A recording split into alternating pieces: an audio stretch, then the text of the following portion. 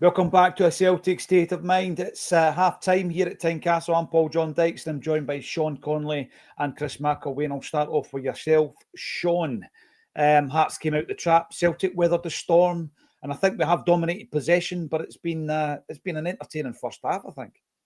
It has actually been. It has actually been a relatively entertaining game. It's not had the quality I was expecting, to be honest, but it's better quality than the derby we played in August or September, whenever it was.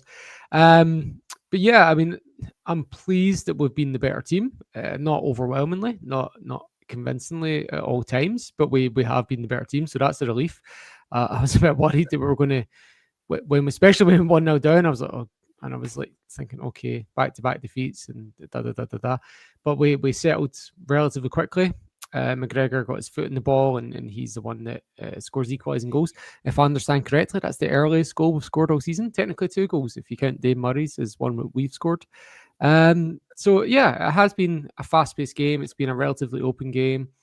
There's been a lot of features of the game that we could talk about. Kazaridis is somewhat had Kobe Donovan's number. He's given us a lot of problems. But the Hearts strikers have really had nothing. And that's, Dave Murray's defense, obviously, his lack of composure for the own goal. He's shinned it into the goal instead of where he had time to take a touch if he really wanted to. But yeah, he's taking too many touches in the ball, to be honest, Dave Murray. And I think that kind of came from the own goal. He looked a bit like he was rattled by it. But there's been other players that have let us down in terms of their quality as well. I'm hesitant to be negative, but Hatate was absolutely stinking in the first half hour. He was really selling the jerseys. He settled a bit in the last 10 to 15 minutes, but he was very poor. And Johnny Kenny's been like a man down. He's not giving us anything on. He's not getting on the end of anything, and his link-up play has been poor. But McGregor's played well. Tierney's played well. Scales has done well. We've been the better team, even though we've not been overwhelmingly better. Yeah, I'm going to pick into some of the points here specifically that you make, Sean, because there's comments coming through that tend to agree with some of the points you've made. I'm going to start off with Callum McGregor. Obviously, he pulls us right back into the game. Love his wee bit of a head-to-head with Devlin. You need somebody who's going to have a bit of grit, because Devlin's just like Scrappy-Doo out of Scooby, just a nippy wee nyaff. Stephen Kickstart, great game, end-to-end stuff. Chris, I wish I could see your face. Calmac's been awesome. Hatate is poor, though. How bad are Bernardo and McCown if they can't get ahead of Hatate? Listen, I'm going to start off with the positive aspect, the throat struggling after that equaliser that Stephen makes, and it's already been made with Sean. And that is the performance of Callum McGregor. Now, Chris, we've been hearing all season, and we've heard it last season and the season before that. And the same thing used to happen with Scott Brown. His legs are gone. We need to replace him, etc., etc. Callum McGregor has been outstanding today. I would go as far to say he's been the linchpin, the best player on the park for Celtic today. Is he playing a wee bit further forward? He seems to be. Yeah, that was the point I was going to pick up on. Look, we've criticised the elements of McGregor's play today, and I think it's partly by virtue of the role he's been asked to play, and also, there's some performance issues as well. We had a bit like dig up the other day. Stop pointing. Stop playing with your back to the opposition goal. Play further forward, because that's where it's. And last season we saw. I mean, he was getting to the edge of the box. He was pinging shot after shot in. We were getting. I think he hit double figures in terms of goals, and we really saw, for me, the best of Callum McGregor. Today, I think we're seeing a great performance, because I think some of the defensive responsibility is being alleviated. Again, by virtue of the way, I think Engels is playing. He's doing a bit of that as well. But he's got the bit between his teeth today as well, which I like to see. I like the bit of needle that he had with Devlin. That's what you want your captain to be doing. It's like, take no nonsense. He wasn't being. He didn't lose the head or anything. He was just saying, hang on a minute, just back off, wee man, that kind of thing. I want to see that from a captain, so I was quite pleased to see that. But listen, let's take nothing away for the goal he scored. It was the build-up in that, the running he did to get into the box, and that's a hell of a tidy finish as well. So, yeah, I would say McGregor, I think, has been, if not the best, certainly one of the best performers on the team. I think he's had to be, because I echo Sean's comments. I think that's the worst 45 minutes I've seen from Hatate. And unfortunately, those type of performances are becoming all too common in his game. We're talking about overhit crosses. We're talking about crosses going out of play when he's under no pressure. We're talking about passes which are nowhere near the man. We're talking about a lack of awareness of what's around them, which nearly led to an opener for Hearts. I love the player. I love him as a person, but this is not good enough at this level. And Jim Orr spoke about it on Friday. Do the basics. You're a professional footballer. Surely he can pass a ball more than 5 or 10 yards. We know he can. That's the frustration. Yeah, and we know he can. So something's not right in the way Hatate's playing either. He's struggling to get up to the pace. Mentally, he's not there. But at the moment he is, I think the best way to describe him actually is to describe him as we're a man down with Hatate at the moment, because 90% of the moves that were going through Hatate resulted in the ball going back to Hearts. And How often have we had this conversation at half time, though, Chris? About Rio? I know. And he comes into it in the second half, and he has, I think Sean said for an hour the other night, we were frustrated with Rio, and then he comes into it. I don't know why. I can't explain why. What's behind these one-half performances. But for that very reason, I don't think that the point that came through from Stephen, I don't think there'll be any changes at half-time, certainly, because we have seen him coming into the game in the second half. My big issue was actually part of that, Chris, leading up to Hearts scoring their goal. It was ball retention, Sean. We knew they were going to come out the traps, but we were losing silly wee passes. Rio was guilty of it. He wasn't the only one. And it was all about the basics, really, there. Just calm it down. Just let's get into a rhythm. And I'm actually writing in my notes here just before they score the goal, weather the storm. Just weather the storm, because they'll blow out the traps but the steam. And you seen it after they scored. Actually, Celtic came right back into it. All we had to do was to remain composed. If you're talking composure, right? This isn't a dig at any of the young boys, because I was watching the performances with interest. They're having certainly Donovan's probably got the biggest challenge on the park, because Kizaridis looks like Hearts' most dangerous player. I think he is a result of the Jamestown analytics, because they've pulled him out of Slovakian football. Zemplin Makalovce was who he played for, that European powerhouse, that household name. Yeah, but they've pulled him out of nowhere, really, and he's been brilliant in the first half. The only thing I would say, Sean, and I don't know if he's doing it deliberately, he's allowing him to go outside, Donovan, isn't he? He's allowing him to go outside and get the crossing.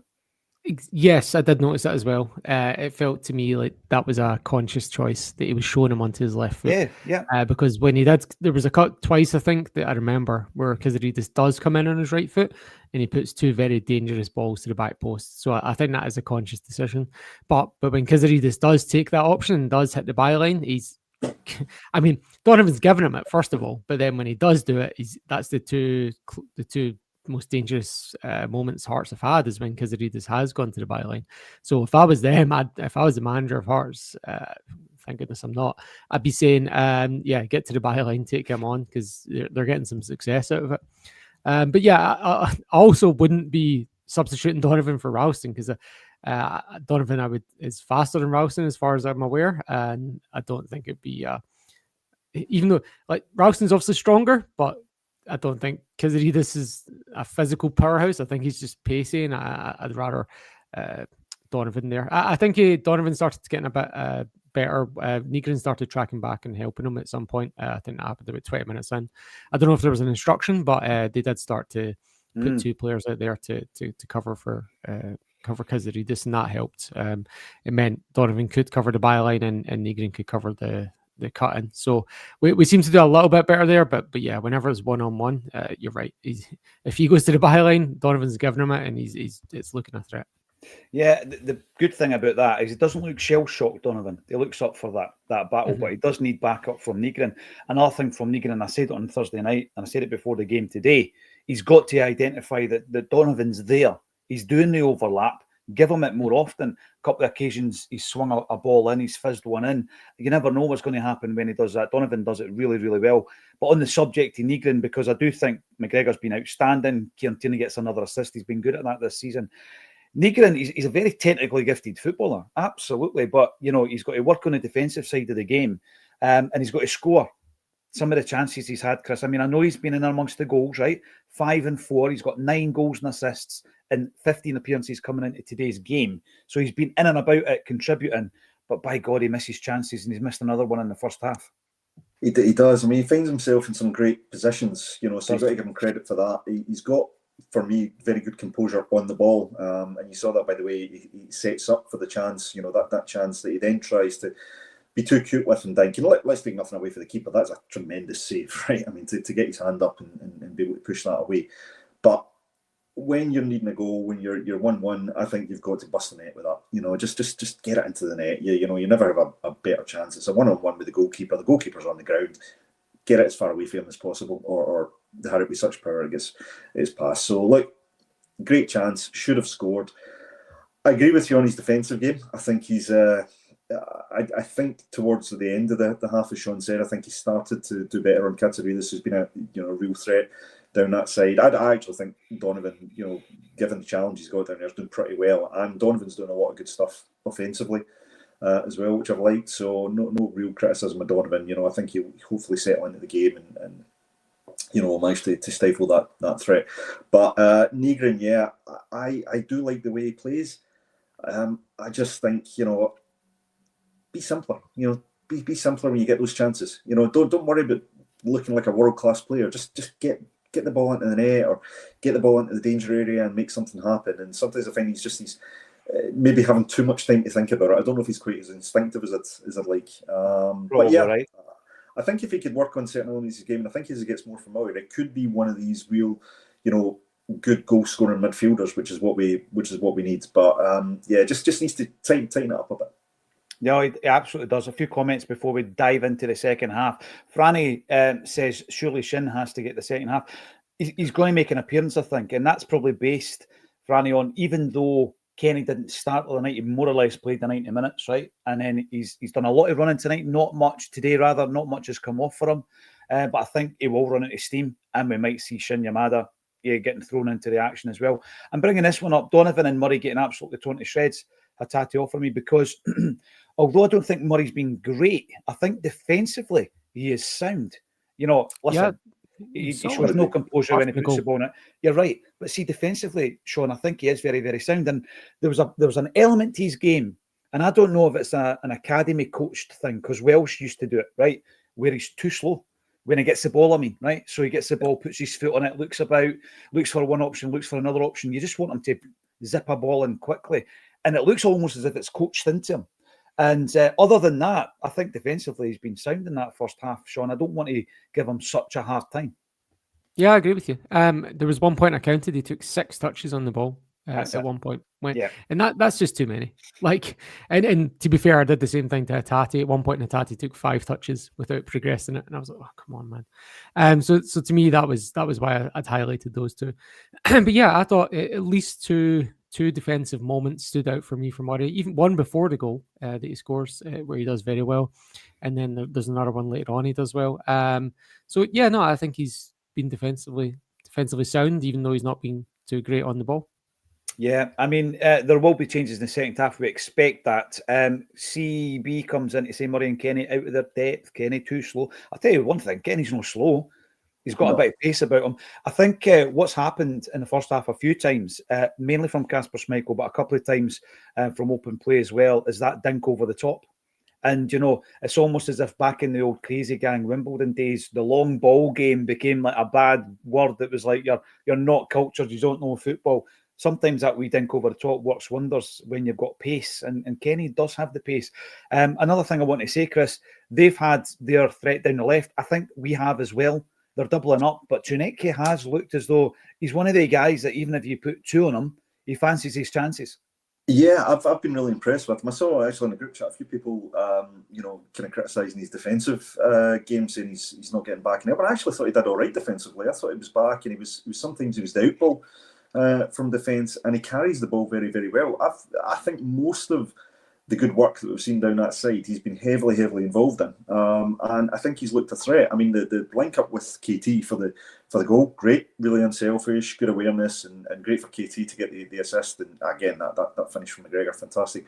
But no, I like Tenekte. I think he he just, I think, just needs to continue to work on his game, and I think he'll be a real good asset for the team. I think he's, I've been quite impressed with him today. Yeah, right, okay, there we go. We had Brendan smiling in the first half, and the teams are back on the park.